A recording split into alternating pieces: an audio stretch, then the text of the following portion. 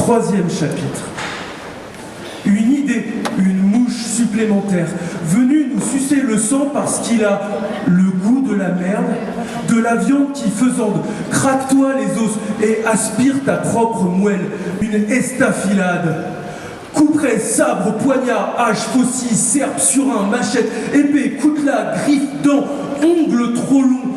J'arrache à mon ventre béant des kilomètres de tripes que j'étire dans la forêt. Je dessine avec le plan d'une ville que je fonderai, où je serai roi. Héros d'un peuple d'insectes malades et de plantes dégénérées. Viande, viande, viande! Une carcasse qui pourrit et rien pour s'en échapper. À peine le bout de quelques côtes blanchies pour saillir et dessiner autour des poumons crevés un crénelage raté. Le fauve guette. Ses 51 yeux scintillent dans la nuit. C'est à cause de la lune. Elle est jaune et lui comme la peau d'un lombric malade. C'est de la sueur ou de la bave. J'attends en tremblant. Terré au fond de ma spirale calcaire. J'ai tout oublié, je ne sais plus rien. Obsédé par la pointe de cette aiguille, celle que tu brandis et qui s'émousse sur ma coquille. Tu fous quoi? T'es où? T'es où? Mais, putain, t'es où, bordel?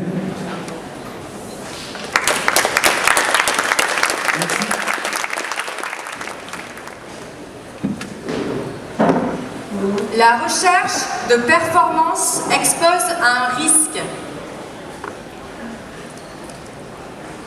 Le problème avec ce genre d'accroche, c'est qu'ensuite, il faut tenir la promesse. Une promesse, ce n'est pas rien. C'est pas du pipeau de la langue de bois. Ce ne sont pas des réunions éoliennes, des tirades de camelots sur un marché d'été, des discours devant des chaises vides, en plastique moulé orange, assemblées par des encoches sur le côté de l'assise. Non, les promesses, les vraies, celles des petits doigts entrecroisés, ce ne sont pas des paroles en l'air. Du coup, j'imagine que vous ne vous attendez ni à quelque chose d'incroyable, ni de trop fantasque. C'est déjà ça. J'imagine donc que vous n'espérez ni lancer de couteau, ni endormissement instantané suite à un claquement de doigts énergique.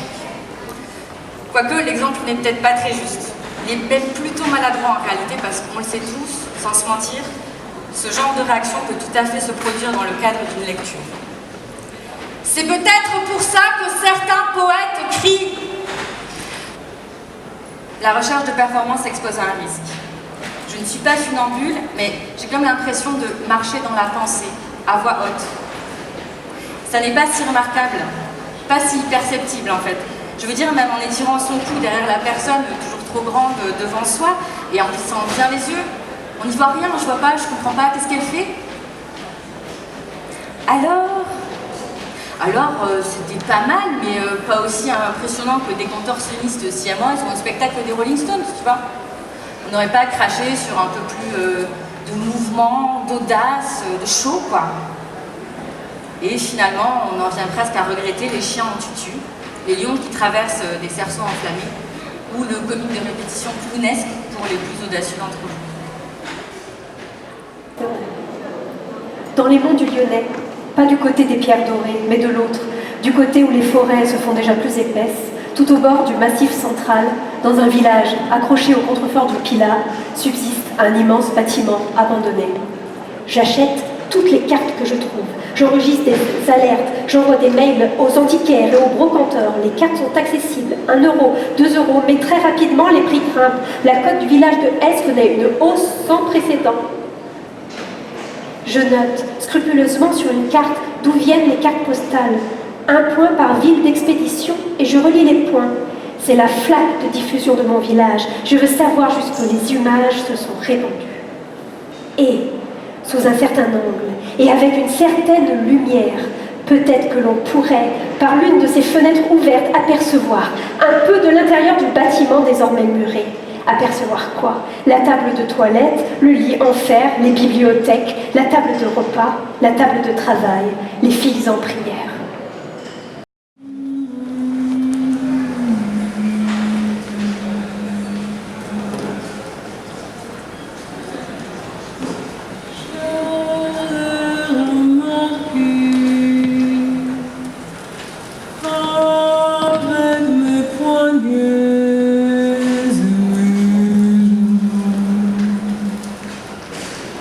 manquerait plus que ça appelle au secours. Lors de ces moments de solitude où il faut du noir, il faut du sommeil, il faut de la crème glacée de 7h du matin à 8h du matin le lendemain, au fond de son lit, dans un champ, dans une cour bétonnée au fond d'une baie, dans le petit bassin d'une petite piscine. Il faut ne plus rien manger pendant une semaine, disons plutôt 3 jours. Il faut le ravissement des yeux, le repos du regard, quitter cet entre-deux amer et lumineux qui dévaste mes pupilles. On ne le frôle pas, on ne le touche pas, on ne fait pas de bruit autour, pour, contre, avec. Je veux massacrer ce foutu silence qui t'a chanté fort, qui t'a crié faux, parce que depuis que je suis ici, c'est insupportable. Quelques instants, cessez. Et toujours un silence gênant.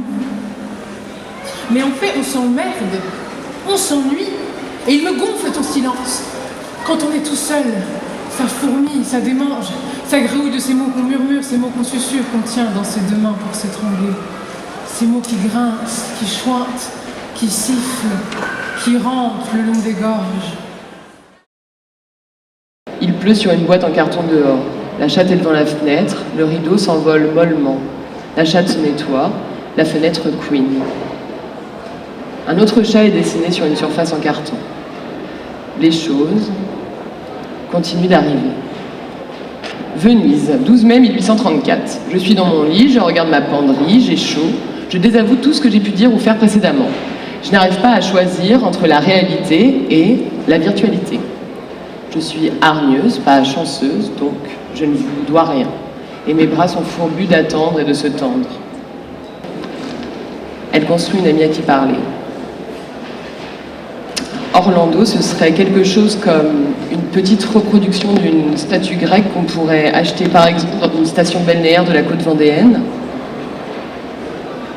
L'histoire lui aurait rendu ses couleurs, et ces couleurs seraient le ruissellement de la pluie, une pluie coloriée au crayon bleu, goutte à goutte. Elle caresse le chat, elle sort. Intérieur plein, extérieur lisse et fin.